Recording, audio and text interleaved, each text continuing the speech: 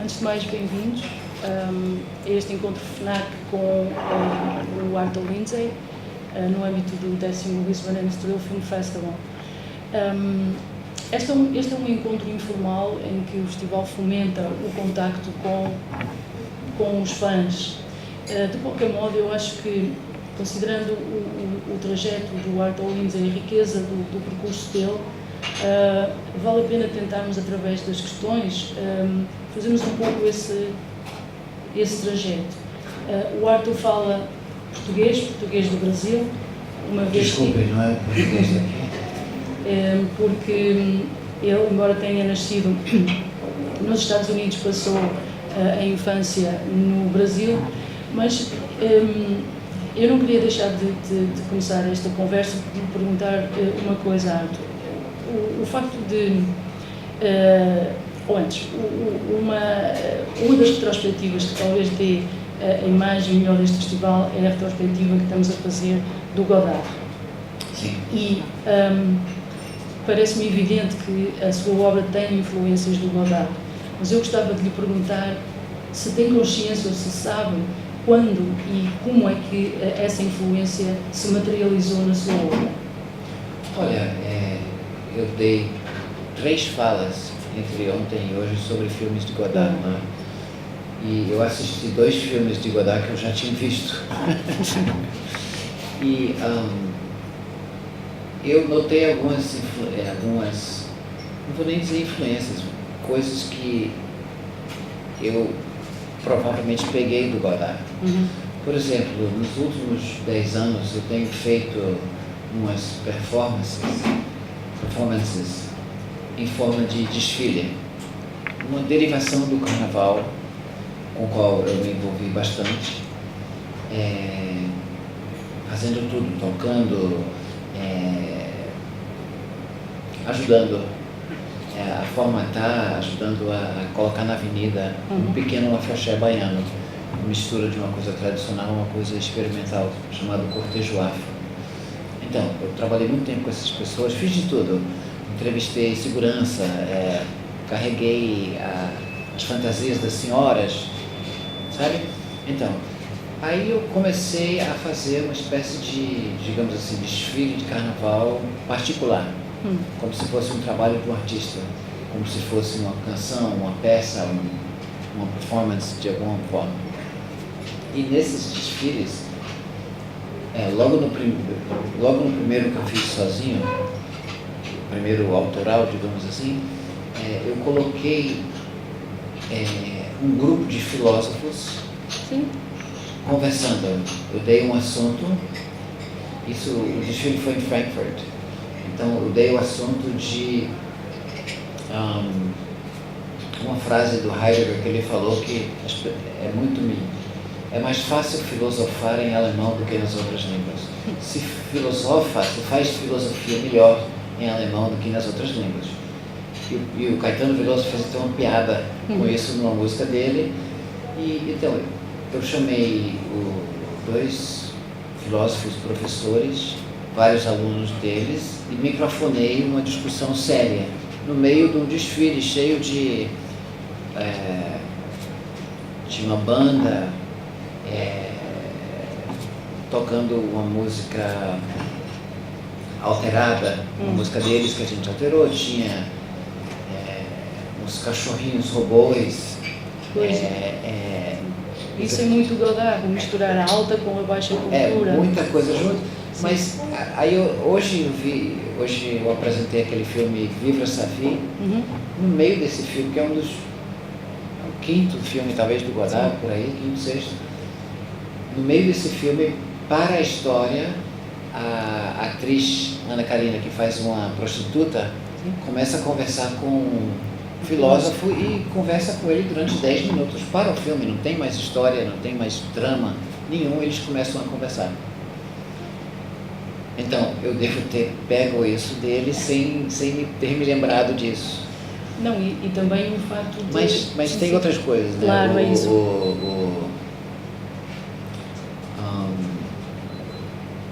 A maneira que ele usa a música e o som de uma maneira muito brutal. Certo. ele não tem pudor. Certo. Você está vendo uma cena naturalista, uma pessoa andando na rua, de repente para o som. Silêncio, nada. Aí volta o som, como se fosse uma pontuação. E esse on-off, liga-desliga, é uma coisa que eu tenho muito na minha música também. Eu sempre tenho uma certa vergonha de quando me perguntam sobre minhas influências, que eu acho que... Eu detesto quando as pessoas falam, eu fui influenciado por Bob Marley. Aí fazem um reggae de quinta, entendeu? Não tem nada a ver, a gente não sabe quem nos influencia de verdade. Mas quando a gente pega alguma coisa muito como se diz, objetiva, assim, existe uma relação, alguma relação. E o facto também de fazer a sua música está muito na intersecção entre a arte e a música, ou seja, não é nunca uma coisa pura, é uma coisa híbrida, e o Godard também faz muito isso, e de certa forma, quer dizer, a palavra influência provavelmente eu compreendo que não gosto muito dela, mas é uma coisa interiorizada. De qualquer forma, falou há pouco desse lado brutal, desse lado bruto, digamos assim. Sempre me pensei como é que conseguiu, sendo um autodidata, o estilo, por exemplo, de tocar a sua guitarra, que é um estilo muito próprio, que eu nunca vi mais ninguém tocar assim. Olha, como é que chegou a ele? Quando eu comecei, eu não estava tão sozinho, porque eu comecei, realmente eu tive a ideia, vou tocar guitarra e não vou aprender a tocar guitarra. Tive essa ideia, peguei a guitarra e saí tocando em público. Então, a pressão de testar essa ideia em frente às pessoas e ter que me virar, certo. Isso deu uma certa consistência logo de cara, logo do início. Mas no momento que eu comecei, tinha várias pessoas que talvez tocassem um pouco mais do que eu tocava, mas muito pouco. 2 ou 3 acordes com muita convicção. Aquele momento pós-punk, aquele Exato. Momento que eles chamam de no wave. No wave, sim. Que é um nome, né? Mas no final dos anos 70, só para... No final dos anos 70 e mulheres. A Connie Berg da banda Mars e a Lydia Lunch também. Sim. E a Pat Place, que tocava nos Contortions, 3 mulheres.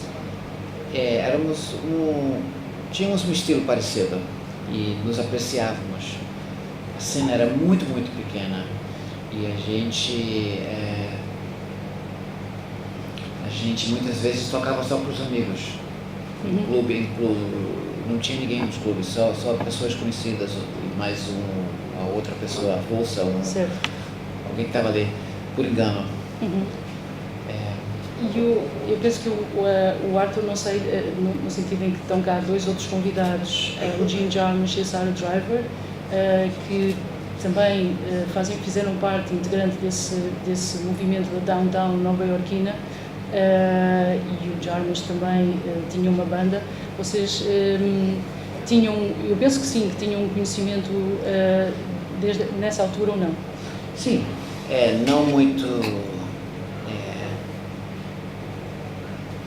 Não sei nem se eu conheci o Jarmusch pessoalmente nessa altura. Eu conheci o Jarmusch depois, quando ele começou a fazer filmes, e ele empregou o meu amigo John Larry.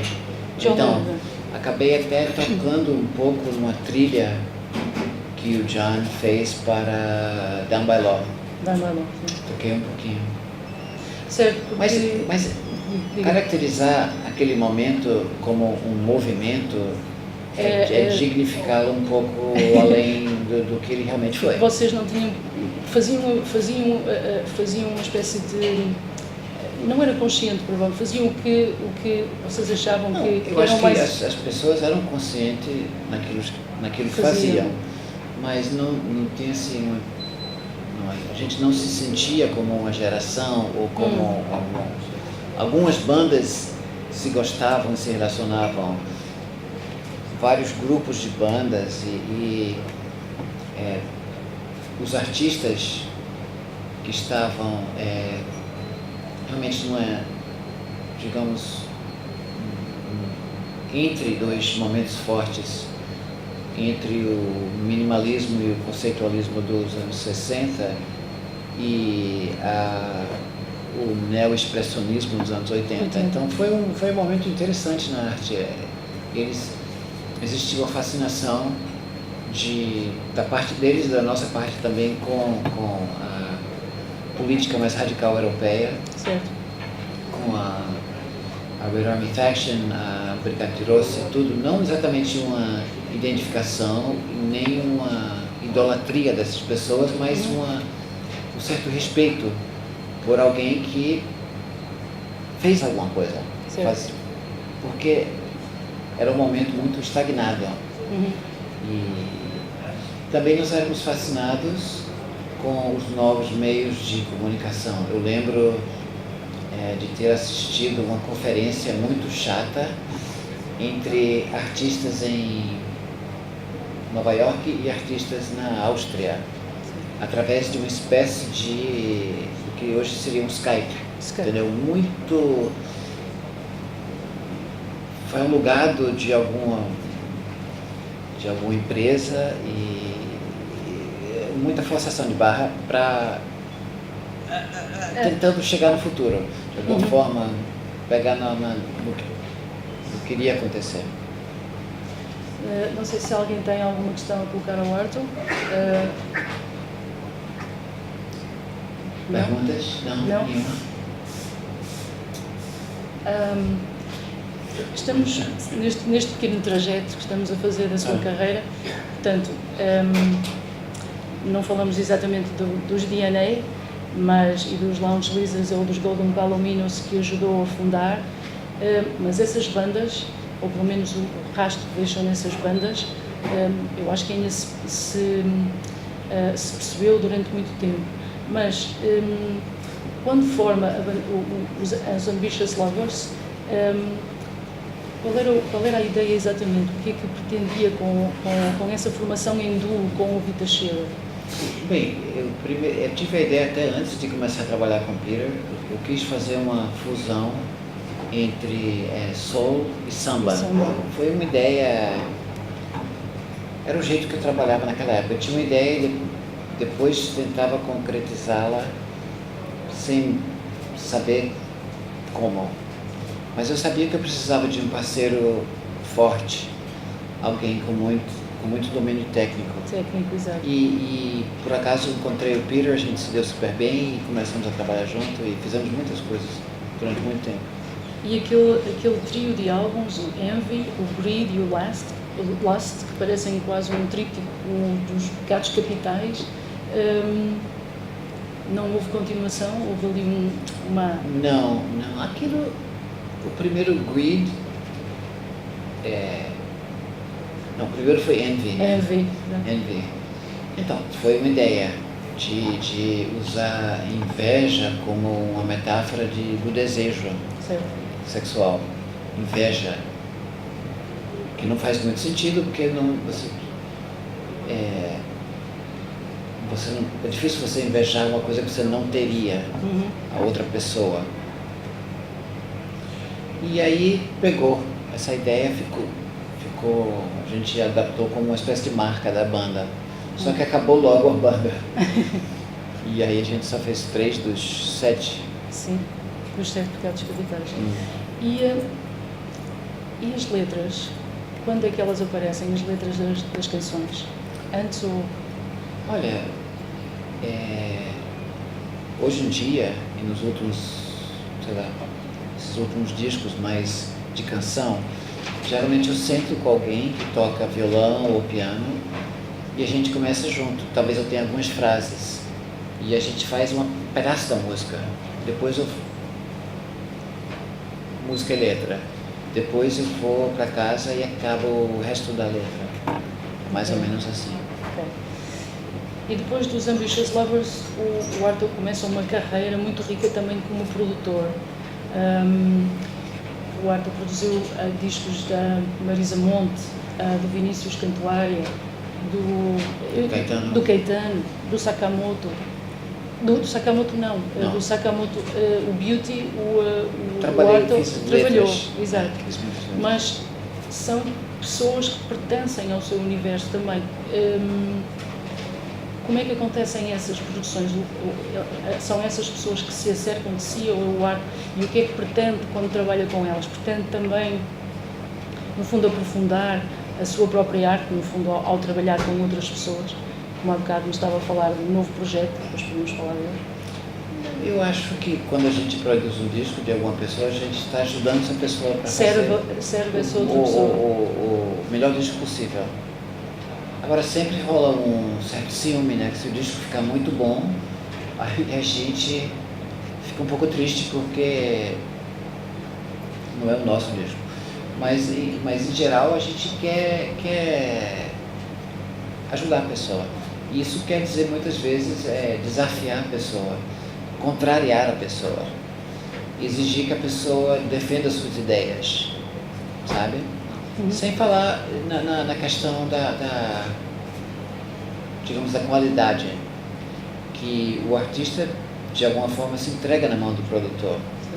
E você entra e você canta, você entra no estúdio, você canta e você não quer pensar, você não quer julgar o que você está fazendo. Você quer um amigo ali para falar, esse foi bom, esse não foi bom, esse foi bom, sabe? De direcionar um pouco. Eu falo também da minha experiência, que eu geralmente trabalhei com artistas muito já definidos. Claro. Sabe? Sim, com um universo já muito próprio. Com estilo e uma voz e um jeito de fazer as coisas. Então, realmente era uma questão de oferecer um diálogo. Certo. E para alguns deles, por exemplo, com o Vinícius Cantuária, foi uma produção quase que essencial para o próprio trajeto do Vinícius, nesse caso, certo? Ele queria mudar de rumo, eu achava, a gente... Mas era mais uma questão de dar ênfase a uma parte daquilo que ele já fazia e não de tirar algumas coisas, entendeu? Mas também tem a parte técnica, né? De entender o estúdio, de ajudar nos arranjos, chamar alguns músicos e tratar do som em si, entendeu? Hoje em dia é diferente, mas quando eu comecei, os artistas geralmente não tinham tanta consciência do som. Hoje em dia o som virou um assunto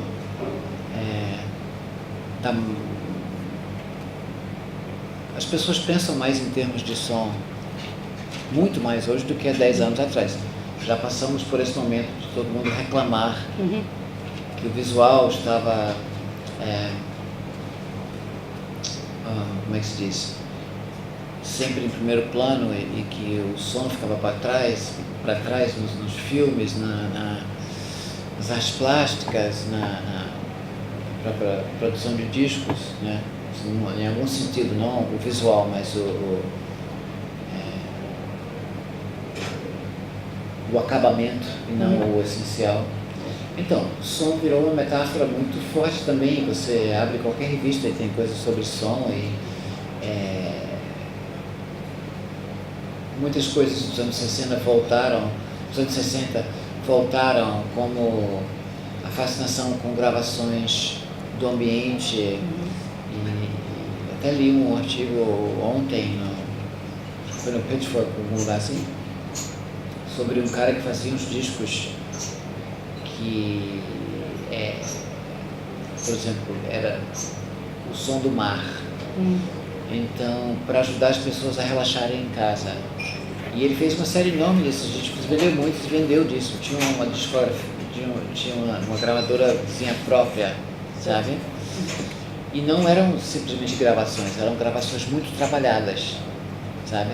Que ele usava um sintetizador, ele cortava várias praias, editava várias praias, formava como se fosse uma praia só, e não sei o que, eram muito trabalhados. E Tropical Rainforest e Thunderstorm, sabe? Eram coisas muito... Então, isso aqui voltou a fascinar as pessoas. E acho que a qualidade da música, né? Acho que todo mundo sabe que hoje em dia a gente escuta a música numa qualidade que parece com a radiozinho de pilha, não é? Milagrosamente a música ainda consegue nos tocar, mas não é? Mas e aí existe essa nostalgia do vinil, não sei o quê. Então existe toda uma conversa ao redor que não existia. Que não existia, certo? Não, certo. que é recente. Alguém tem alguma questão? Nenhuma questão. Mais uma sua, então. Mais uma minha. Há pouco falou nos desfiles de carnaval. Eu tenho que confessar que eu não sabia que... e li que tinha que fez um com o Matthew Barney, com os artistas visuais. Essa é uma parte que me fascina. Eu gostava que falasse um pouco, porque o Arthur tem, como eu já disse no início, vive nessa intersecção entre a música e outras artes, neste caso a arte visual. É para mim algo muito fascinante. Eu acho que ouvi-lo falar sobre isso seria interessante, até também com o facto de penso que conhece a obra da Dominique Gonzalez Foster. Sim. E as pessoas não sei se estão a par disso. Há uma exposição lindíssima da Dominique no MAT, o Pynchon Park, que provavelmente vai ver. Eu vi hoje, foi hoje. E eu gostava que falasse um pouco sobre isso, porque é um lado da sua obra e da sua atitude que eu acho que não é muito conhecido, ou pelo menos não sabia. Eu sempre, antes até de começar a tocar música, eu era fascinado e seguia de alguma forma as coisas nas artes plásticas. E quando comecei a tocar música, quando formei o DNA, de alguma forma eu já vi aquilo como uma forma de arte também. Eu queria que aquilo fosse entendido, ou inteligível, digamos assim, como uma obra de arte. No sentido de contraste de cor, no sentido de uma coisa imaterial, no sentido de que o som é um material como qualquer outro que você pode usar de uma forma escultórica. Então, no início isso foi muito forte para mim. Depois de algum tempo eu comecei a colaborar com muitos artistas, porque eles gostavam do meu trabalho, eles sentiam alguma afinidade e tenho feito muitas coisas assim. Eu acho interessante, por exemplo, entender uma forma de arte como se ela fosse outra. Por exemplo, você olha para uma pintura e pensa, bem, se isso fosse uma canção... Como seria? Como soaria? Não como soaria, mas como é que essa pintura funciona como uma canção? Qual é a primeira parte? Qual é a segunda parte? Qual é o retorno? O refrão, entendeu? Qual é a parte que quebra? Se ele existe nesse sentido. E hoje em dia muitos artistas fazem instalações ou exposições que são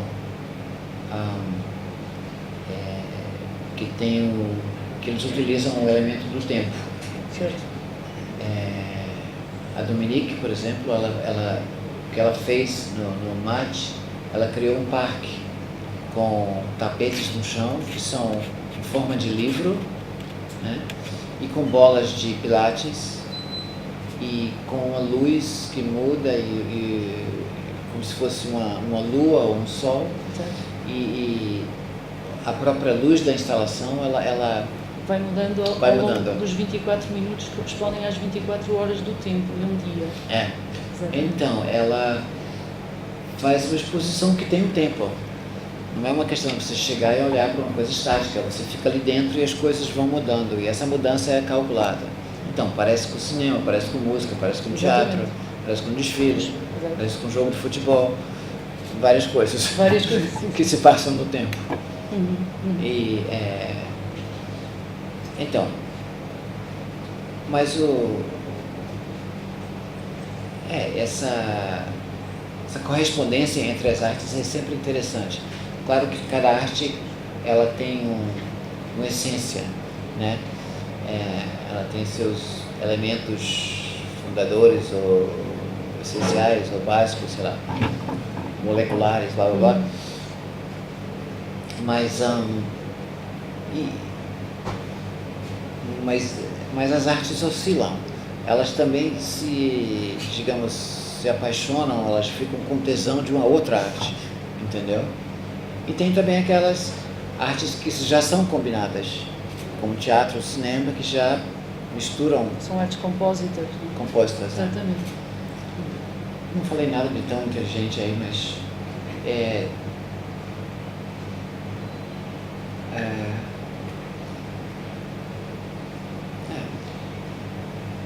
eu não sei se eu tenho algo essencial de falar, porque eu estou muito metido nisso no momento. Eu posso falar historicamente como...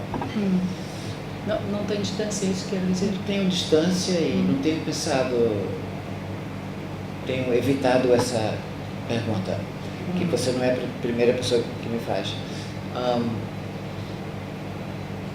Mas eu acho que hoje em dia existe uma grande apreciação da parte dos artistas do comportamento dos músicos experimentais. Nos anos 80, os artistas se interessavam na música porque a música era uma forma que tinha uma comunicação mais direta com o público. Certo.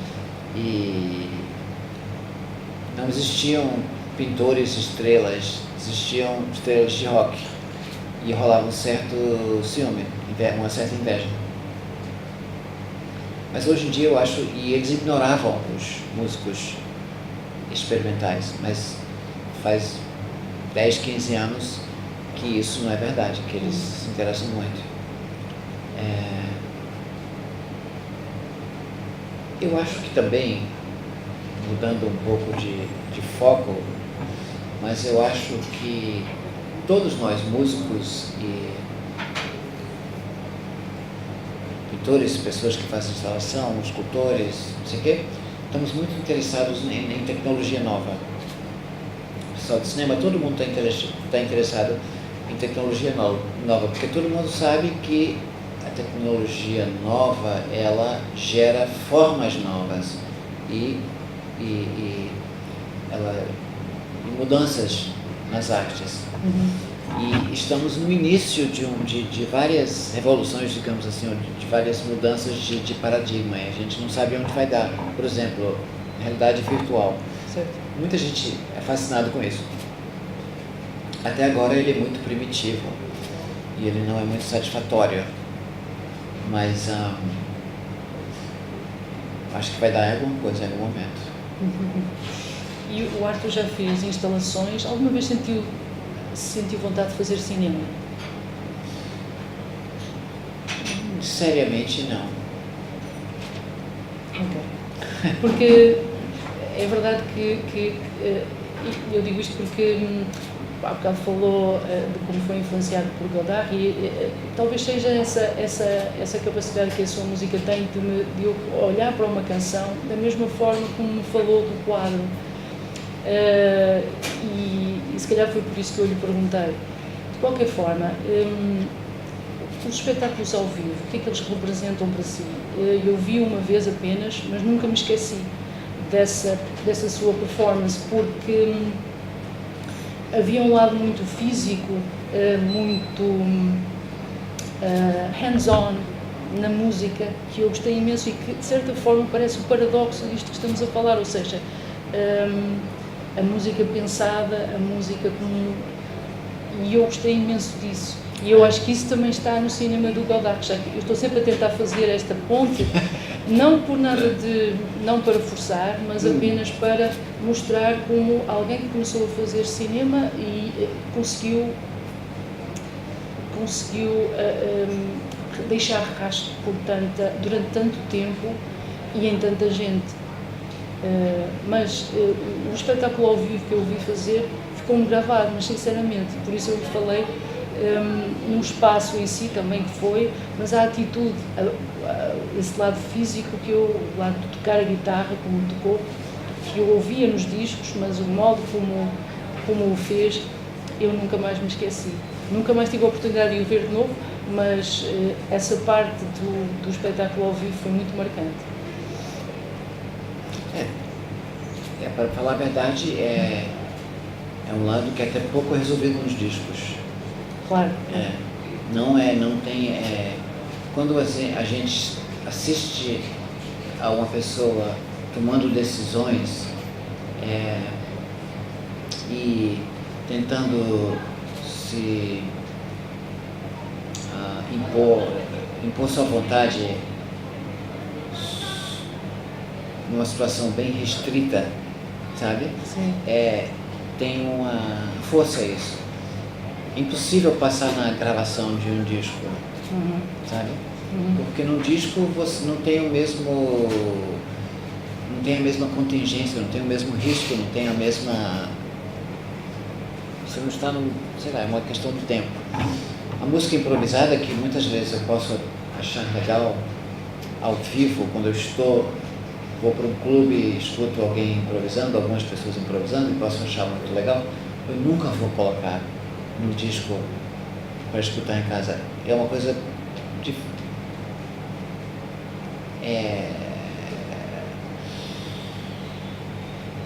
Eu não sei porquê, exatamente. Agora, quando as decisões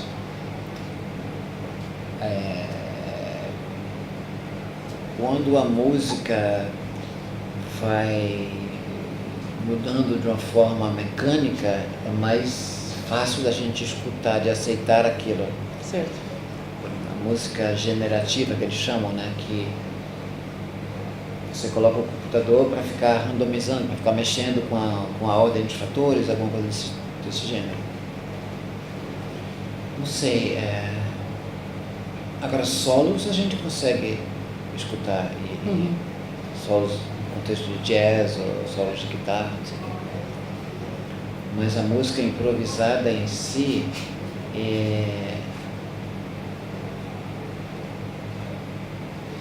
não sei, ela parece meio cega, meio burra quando a gente escuta ela nas gravações. Claro que a gente tenta superar isso. Eu já lancei discos de música improvisada. Exatamente. E vou continuar fazendo isso. Mas é um problema difícil. Não é uma coisa lógica, quer dizer, não é uma coisa fácil. E, de certa forma, se calhar é preciso uma certa estrutura para depois essa improvisação ser possível, não? Olha, quando você sente que é uma variação em cima de uma estrutura, ou improviso que tem uma relação com a estrutura, isso sim é mais fácil de ouvir, como no jazz. Mas não deveria ser necessário. Claro. Isso, de alguma forma. Certo. Alguma pergunta? Certo, força. Ainda vai.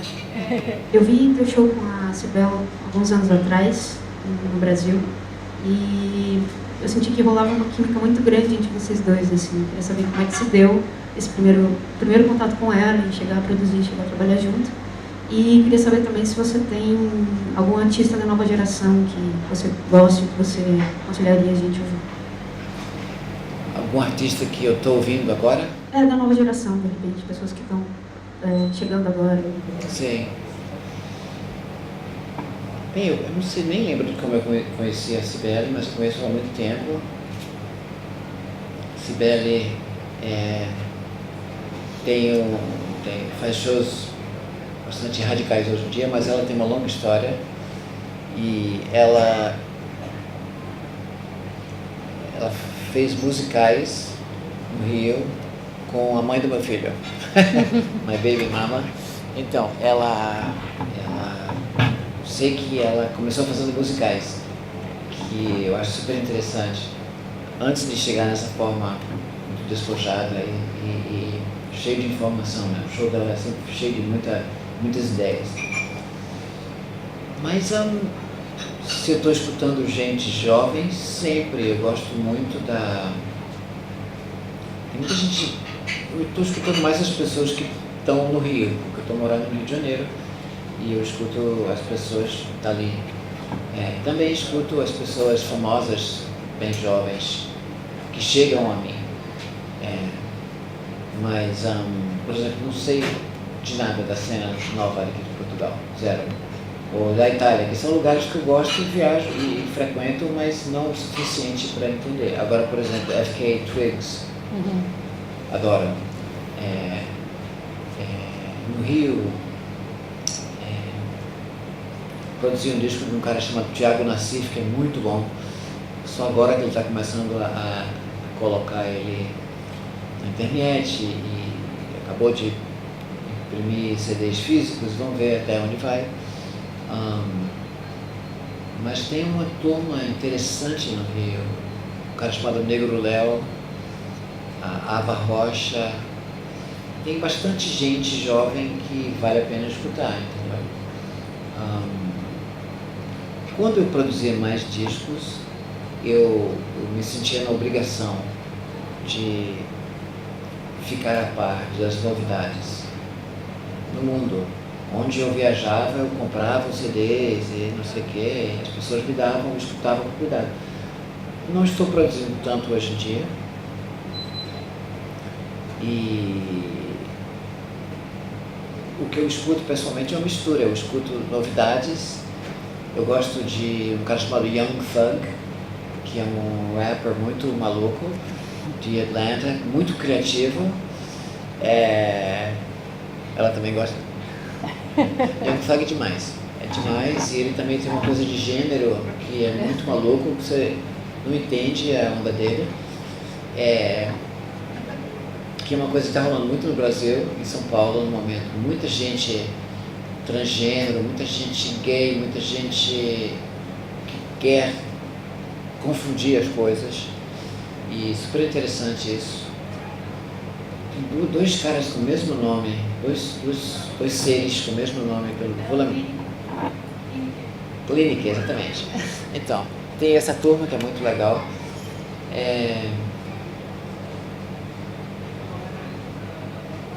Não sei, a gente vai ouvindo, né?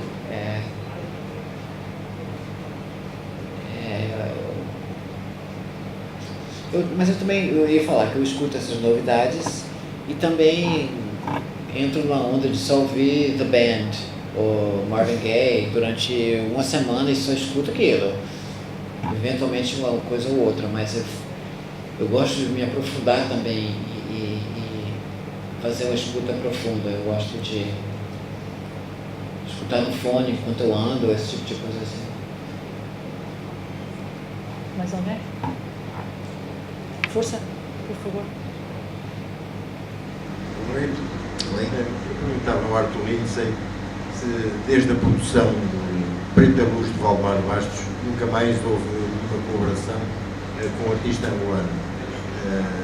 Se tem conhecimento do último álbum que ele gravou com a Orquestra Filarmónica de Londres, clássicas das Maison. O que acha desse disco? Olha, esse disco é um disco que tem orquestra e um órgão, não é isso? Eu achei bonito. Eu acho que o Valdemar Bastos ele devia gravar mais. E ele devia gravar mais informalmente. E eu conheço o Valdemar, eu sei que ele espera, quer fazer uma coisa grandiosa, mas eu adoraria ouvir se ele gravasse um disco por ano, sabe? Ele é um grande músico. Os caras daqui de Lisboa que eu conheço são Nigga Fax e Marvin Fax. Eu até fiz curadoria no festival polonês e chamei o Nigga Fax para lá. Eu acho muito bom esse lado também na música angolana, é incrível. Eu não vi isso em nenhum outro país,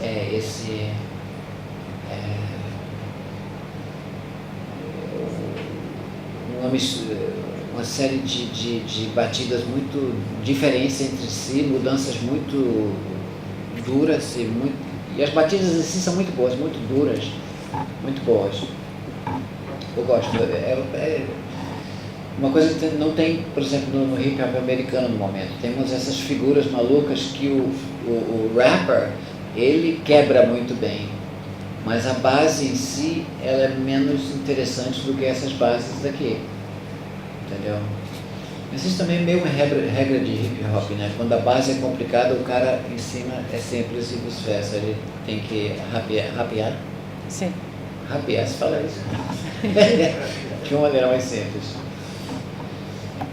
Mais alguém? O Arthur tem um outro compromisso, certo? E vamos aproveitar aqui a presença dele só para perguntar se nos pode levantar um bocadinho a ponta do véu do álbum que vem aí.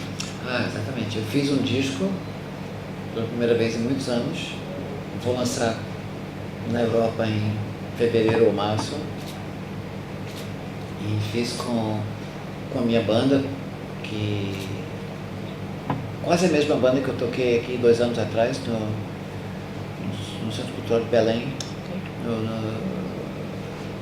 na noite final desse festival de Certo. cinema. Sim.